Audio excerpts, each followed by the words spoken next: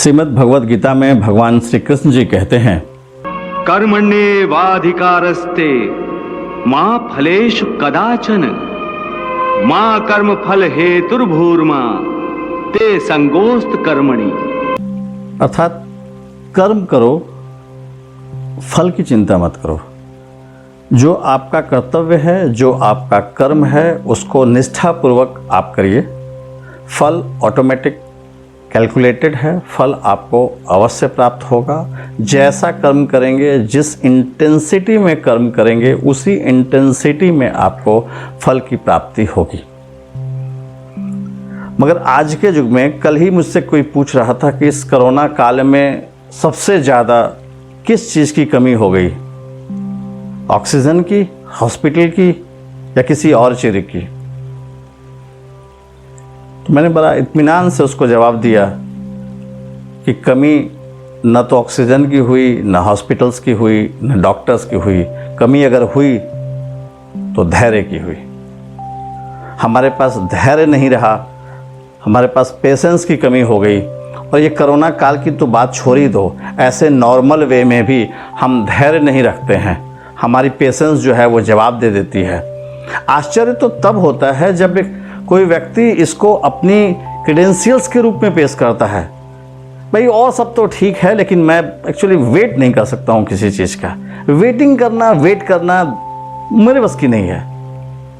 भाई क्या करें, आपको नोबेल प्राइज़ दे दें? आप एक बहुत बड़ा काम कर रहे हैं। आपने कुछ ऐसा किया, कोई मैगी का वो है, इंस्टेंट फास्ट फूड है कि डाला और 2 मिनट में बन के तैयार हो गया।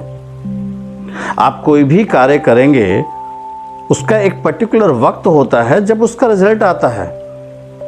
फास्ट फूड नहीं है कि आपने डाला और 2 मिनट के बाद में मैगी तैयार हो गई और खा गई। खास करके अगर युवाओं की बात करें तो युवाओं में तो सबसे बड़ी समस्या आ गई है, किसी के पास भी धैर्य नहीं है। कोई इंतज़ार नहीं कर सकता है कि सब में पेशेंस की कमी हो गई है। सबको इंस्टेंट चाहिए, इंस्टेंट, बस अभी के अभी रिजल्ट चाहिए। एक बात मैं बताता हूँ, एक बार यूपी बोर्ड की 12वीं की रिजल्ट आने वाली थी। काफ़ी चर्चा थी, माहौल बहुत गर्म था कि इस बार बहुत टाइट चेकिंग हुई है, मार्क्स बहुत स्ट्रिक्ट वे में दिया गया है, काफ़ी लोग फेल कर गए हैं। कल सुबह रिजल्ट निकलना था। हमारे ज़माने में, उस ज़माने में पहले रिजल्ट जो है वो अखबार में निकला करती थी। लोग सुबह सुबह अखबार देखते थे, उसमें रिजल्ट छपा होता था और हर कोई अपना अपना रोल नंबर मिलाता था। कल सुबह रिजल्ट आनी थी। आज की रात सारे लोगों पे काफ़ी भारी पड़ रहा था, सबकी फटी पड़ी थी। एक लड़का था जो काफ़ी होनहार था, बहुत अच्छे एग्जाम्स गए थे, बट वह भी बहुत टेंशन में था, काफ़ी परेशान था। उसे लग रहा था कहीं कुछ ऊंच नीच न हो गया हो, कहीं मैं अटक तो नहीं गया इस बार, कहीं कुछ गलती हमसे तो नहीं हो गई, कुछ कमी तो नहीं रह गई, हम पास होंगे नहीं होंगे। इसी उधेड़ बुन में वह काफ़ी परेशान था। काफ़ी लड़के परेशान थे, सभी लड़के कहो तो परेशान ही थे, सबकी फटी पड़ी थी। नेक्स्ट डे सुबह जब हर कोई रिजल्ट देखने के लिए भागा, अखबार जब सुबह आया, सारे लोग जब परेशान थे उधर भाग रहे थे। यूपी बोर्ड की 12वीं की रिजल्ट निकली थी, लेकिन फ्रंट पेज पे हेडलाइन पे कुछ और ही छपा था, जिसमें लिखा था फलां लड़का, रोल नंबर इतना, कल रात खुदकुशी करके अपनी जान ले ली। और उसी अखबार के तीसरे पेज पे जो रिजल्ट निकला था, उसका हेडलाइन ये था, उसी लड़के का नाम था, वह पूरे यूपी बोर्ड में 12वीं के रिजल्ट में, 12वीं के एग्ज़ाम में वह टॉप किया था। अब इसको क्या कहेंगे आप? जब पढ़ाई हो रही होती है उस वक्त धैर्य नहीं होता है, जल्दी से क्लास ख़त्म हो जाए। जब एग्ज़ाम हो रही होती है उस समय भी हमें पेशेंस नहीं होता है, जल्दी से एग्ज़ाम ख़त्म हो जाए। जब रिज़ल्ट आने वाली है उस समय हम इतनी घबरा जाते हैं, इतनी पेशेंस खो बैठते हैं कि हम अपनी जान तक ले लेते हैं। आज किसी को इंतज़ार करना मंजूर नहीं है, कोई आदमी धैर्य नहीं रखा हुआ है। और जब तक आप इस धैर्य को पकड़ के नहीं रखेंगे तब तक बहुत मुसीबत हो जाएगी, बहुत परेशानी होने वाली है आगे चल करके। एक बहुत बड़े संत हैं देवकी नंदन ठाकुर जी महाराज। वो हमेशा अपने सत्संग में, अपने कथा वाचन की प्रक्रिया में, कथा वाचन करते वक्त एक कहानी कई बार सुनाया है उन्होंने, कई बार कहते हैं। आज मैं आपके साथ वो शेयर करना चाहूँगा। किसी गांव में कोई लड़का काफ़ी उत्पात मचा रहा था, काफ़ी परेशान था। वो सारे सिस्टम, सारे प्रोसेस, एजुकेशन पॉलिसी सबके अगेंस्ट में था। उसका सिंपल सा था कि मैं अब बहुत काबिल हो गया हूँ, बहुत होशियार हो गया हूँ, मुझे डायरेक्ट काम पे लग जाना चाहिए। ये सब फालतू की एजुकेशन की प्रक्रिया, प्रोसेस, इसकी कोई आवश्यकता नहीं है। उसके पिताजी बहुत परेशान रहते थे। एक दिन मालूम चला कि गांव, बगल पड़ोस के गांव में एक बहुत बड़े महात्मा आए हुए हैं। तो पिताजी ने सोचा कि बेटे को जाके महात्मा जी से ही भेंट कराया जाए, शायद उन्हीं के उपदेश से कुछ फर्क पड़ जाए। बेटा जाने को तो तैयार नहीं था, फिर भी पिताजी के जिद के सामने उसकी एक न चली और वह सत्संग में पहुंच गया। जब सत्संग समाप्त हुआ, महाराज जी एक पेड़ के नीचे विश्राम कर रहे थे, बैठे हुए थे, तो वह पिता अपने पुत्र को खींचता हुआ वहाँ पे ले गया और पूरी वृत्तांत सुनाया कि इसको तो धैर्य नहीं है, ये किसी भी चीज़ का इंतजार नहीं कर सकता है, मैं इससे तंग आ गया हूँ, महाराज जी आप ही कुछ उपाय लगाएं और इसका उद्धार करें। तो संत महाराज ने कहा, इसका तो एक ही उपाय है, एक काम करो, तुम अपने गांव जाओ, तुम अपने घर जाओ, अपने बेटे को यहीं छोड़ दो। इच्छा न होते हुए भी बेटे को वहीं रहना पड़ा। पिताजी चले गए। शाम के वक्त हुआ, महाराज जी उस लड़के को लेकर के बगीचा घूमने गए। आम का बहुत बड़ा बगीचा था वहीं गांव में। वो बगीचा घूमने गए और अपने उसी लड़के से पूछा कि तुम्हें फल में कौन सा फल सबसे ज़्यादा पसंद है। जो कि आम का बगीचा था, लड़का आम देख रहा था, ऊपर चारों तरफ आम ही आम थे। उसने कहा, महाराज मुझे आम बहुत पसंद है। उन्होंने कहा, चलो अच्छा है, एक पका हुआ आम तोड़ के ले आओ। वो लड़का आम तोड़ करके ले आया महाराज के पास। महाराज जी ने कहा, इसका छिलका निकाल दो। उसने छिलका निकाल दिया। महाराज जी ने कहा कि इसका गूदा अलग से एक पात्र में रख लो। उसने गूदा निकाल के पात्र में रख लिया। उसने सोचा कि अब मुझे खाने को मिलेगा। फिर महाराज जी ने कहा कि ये जो गुठली बच गई है, इसको जमीन में गाड़ दो। दूर उन्होंने एक इशारा किया, जाओ वहां पे वो खाली जमीन है, वहां पे जाकर के इस गुठली को गाड़ दो। वो गया, खुरपी से खांदा और गुठली को गाड़ के चला आया भाग के। थोड़ी देर बीते, महाराज जी ने कहा, जाओ जाके देखो उसमें पेड़ निकला। बच्चा भी जानता था पेड़ तो इतनी जल्दी निकलता नहीं है। फिर उसने सोचा कि शायद महाराज जी के बगीचे में कुछ चमत्कार होता होगा।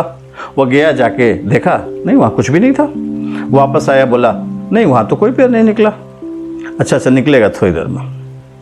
थोड़ी देर और बीत गया। फिर उसने कहा, जाओ जाकर के देखो तो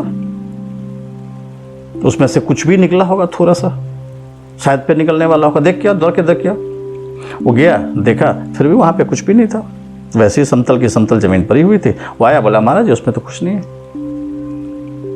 बोला, अच्छा 1 घंटा रुक जाओ, 1 घंटे बाद जाना। 1 घंटे बाद तो बिल्कुल ही निकल जाएगा, तुम चिंता नहीं करो, बिल्कुल उस पर से पेड़ निकलेगा ही निकलेगा। 1 घंटा बीत गया। महाराज जी ने फिर से कहा, जाओ जाके देखो, अब पेड़ तो आ ही गया होगा। वो गया, लेकिन वहां पे कुछ भी नहीं था। फिर से वापस आ गया। तो मैंने कहा, हो सकता है यार ये गुठली खराब थी लगता है, एक काम करो, दूसरा आम तोड़ के लाओ, उसकी गुठली को गाड़ना होगा, उससे पेड़ निकलेगा। ये लगता है कि मेरे को इसके गुठली में कुछ तो कुछ खराबी है, इससे पेड़ नहीं निकलेगा। अब लड़के से बर्दाश्त नहीं हुआ। उसने कहा, महाराज अभी गुठली गाड़ी है, 1 दिन में पेड़ कहाँ निकलता है? 1 दिन में पौधा थोड़ी निकल जाएगा उसमें से। आपको क्या लगता है कि अभी पेड़ निकलेगा, बड़ा हो जाएगा, आम फलेगा और हम आम खाएंगे? ऐसा नहीं होता है महाराज जी। महाराज जी हंसने लगे। उन्होंने कहा, बेटा मुझे मालूम है ऐसा नहीं होता है, यही बात तो तुम्हें बताना है कि जो सिस्टम है, जो प्रोसेस है, हर चीज का एक फिक्स प्रोसेस होता है। उस प्रोसेस के तहत सबको चलना पड़ता है बेटा।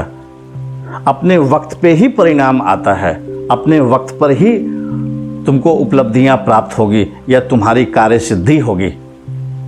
इंस्टेंट कुछ नहीं होता है, इंस्टेंट नूडल्स बनता है, इंस्टेंट जीवन नहीं चलता है, इंस्टेंट में कुछ उपलब्धियां नहीं पैदा होती है। पर आजकल धैर्य है कहाँ, किसके पास है? उसी गांव में कुछ लोग, 5-7 लोग मिलकर के एक सोचे कि कुआं खोद लिया जाए, एक ही कुआं है, उसमें पानी कभी कभी कम पड़ जाता है, तो चलो कुआं खोद लेते हैं। लगे 5-7 लोग कुआं खोदने में, 50 feet, 60 feet, 70 feet, 80 feet, 85 feet, वहां तक पहुंच गए। हफ्ता 10 दिन हो गया, सारे लोग खोदे जा रहे हैं, पानी अभी तक नहीं निकलिया। अब उसमें मेजोरिटी ऑफ लोगों की ये थी कि भाई यहाँ पे तो पानी नहीं है, हम लोग अननेसेसरी यहाँ पे मेहनत कर रहे हैं, ठीक है। सबका सब्र का बांध, धैर्य का बांध टूट चुका था। कहा नहीं, यहाँ पानी नहीं निकलेगी, हम लोग चलो दूसरी जगह पे फिर से खोदते हैं, यहाँ फालतू का समय व्यतीत करने से कोई फायदा नहीं है।